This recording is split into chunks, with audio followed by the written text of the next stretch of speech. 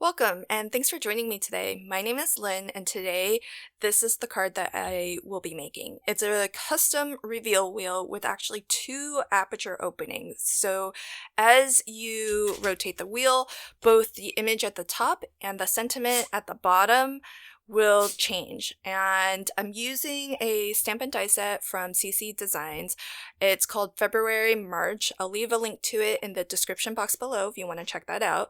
But I thought it would be perfect because there are several images and matching punny sentiments to go with those images. So I thought a 2 aperture window for a reveal wheel would be perfect.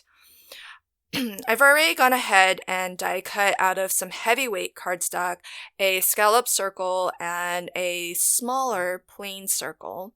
I just die cut it a second time out of just copy paper, so just thin scratch paper, because I'll be using that as a template.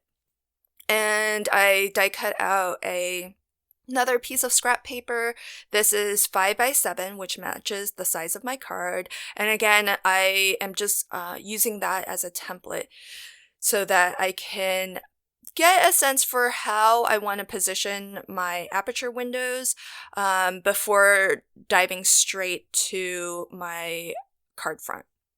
Okay, so one thing that we need to do is actually pierce a hole through the center of both the scallop circle and the plain circle. And that's where the copy paper version is handy, because you can just fold that in half, which provides you with a center point.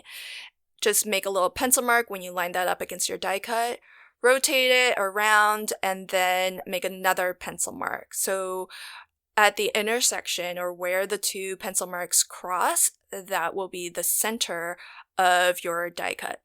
And I used my tool-in-one to pierce a hole right where that center point is. You could use a pokey tool, you could use an awl, whatever you have that is sharp enough to go through heavyweight cardstock and safe to handle would be perfect.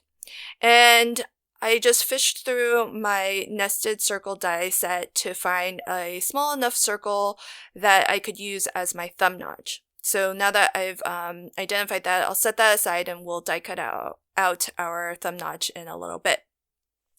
One of the benefits of buying a specialty die set that will create this interactive style of card is that all of the positioning of your reveal wheel, the thumb notch, and the aperture window, it's all figured out for you, but oftentimes it is fairly specific to a particular card size.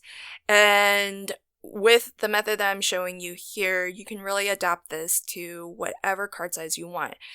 The wheel, or the scallop circle, just needs to be small enough to fit within your card front. I would aim for maybe 1/2 inch smaller so that you have 1/4 inch on both sides of the wheel.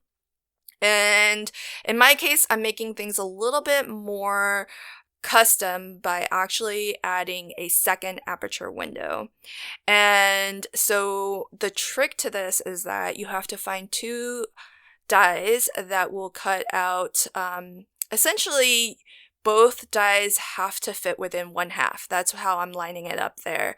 And the reason for that is because in my case, I have the sentiment at the bottom, which should be seen through the bottom aperture. When that rotates up to the top, you don't want that sentiment to be visible through the top aperture. So the safest bet is to make sure that the dies that you use, and these could be a circle die, rectangle dies, whatever shape dies that you have that will fit your image and fit onto your scallop circle, you can use. So definitely shop your stash and see what you have that might work. But you want to make sure that that they will both fit on your scallop circle and they won't sort of overlap. And so the best way that I found to do that is with my bottom aperture, I pushed it as close to the scallop outer edge as possible. with my top aperture window, I pushed that one as close to the center of the scallop circle. And here you can see my sentiment peeks through a little bit at the top there. And that's the key reason why I find doing this little test run on just scratch paper is so beneficial, because when I go to do this on my real card front, I'll make that slight bit of adjustment in order to avoid the sentiment at the bottom that should be seen through the bottom showing at the top when it rotates around.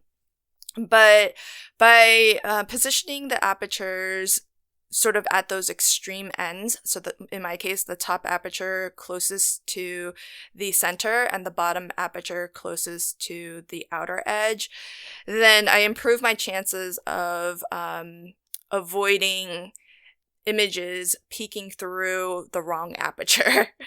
And here in my test run, I'm actually adding a third pair of image and coordinating sentiment.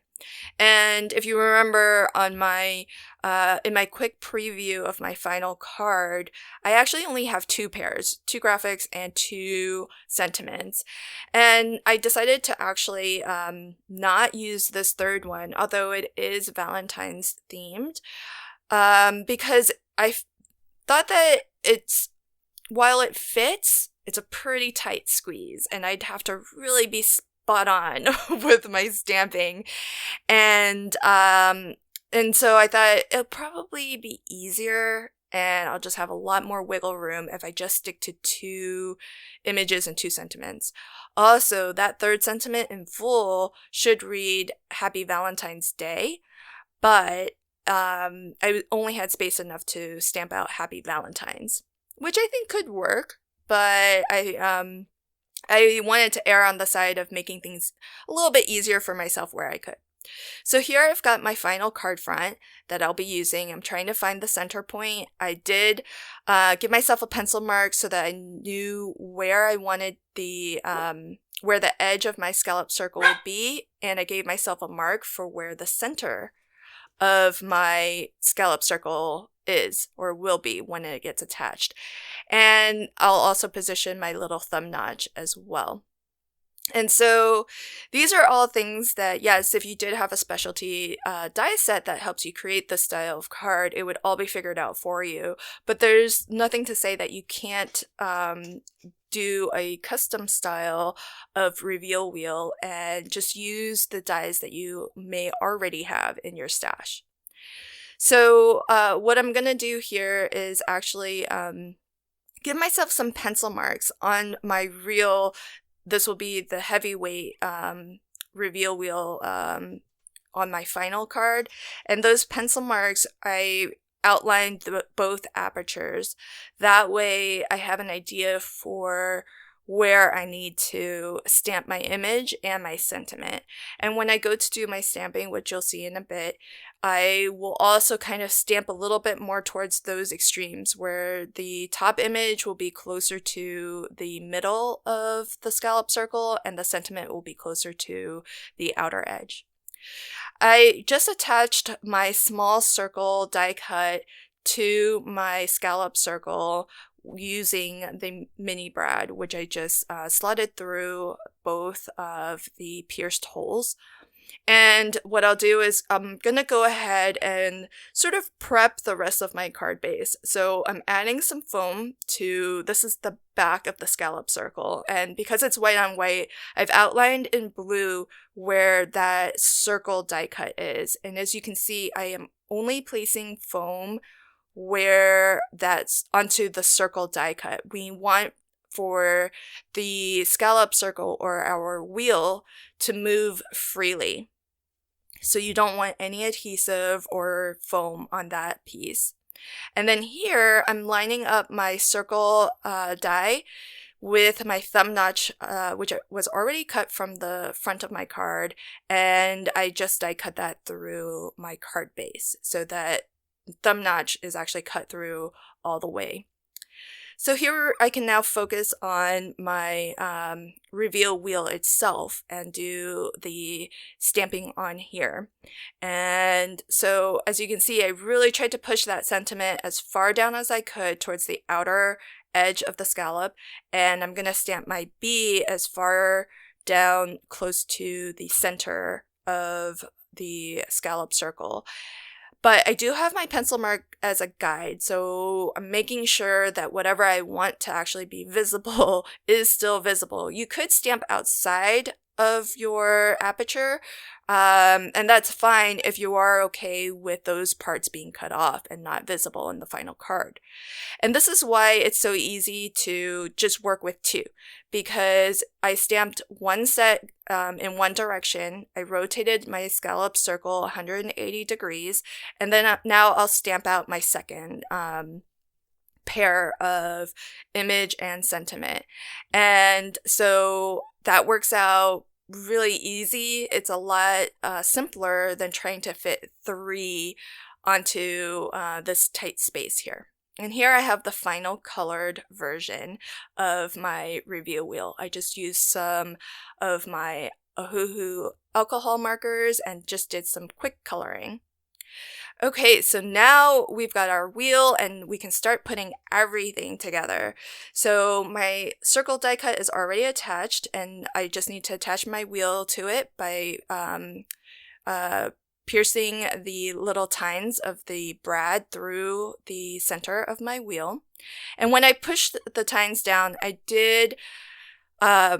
didn't try to get a really tight clamp on it, because you do want that wheel to move freely without too much friction. So I find just, a casual kind of closing or pressing down of the tines is perfect.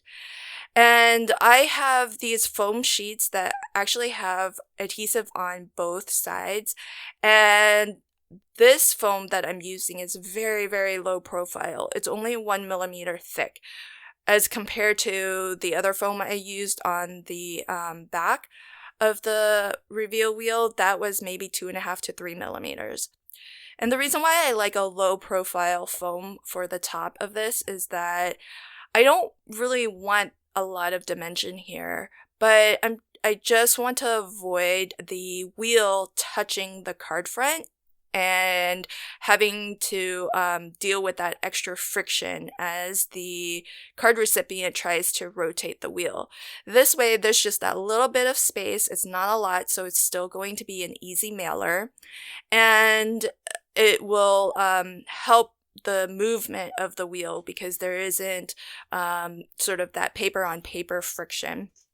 So here is my final card. I did spruce it up quite a bit with some extra heart die cuts, and I used some of my embellishment mousse to stencil some small hearts throughout the panel. Just tone on tone, because I didn't want it. I wanted some texture and some design elements there, but I didn't want a lot of different colors to distract from our reveal wheel images. And I also found a love die cut from my stash. I stacked that up 3 times and added that to the bottom of my card. I hope that you enjoyed this card, and if you aren't already a subscriber, please consider subscribing to this channel. And here are a couple more videos that you might want to check out next. Until next time, happy crafting and have a fantastic day. Bye!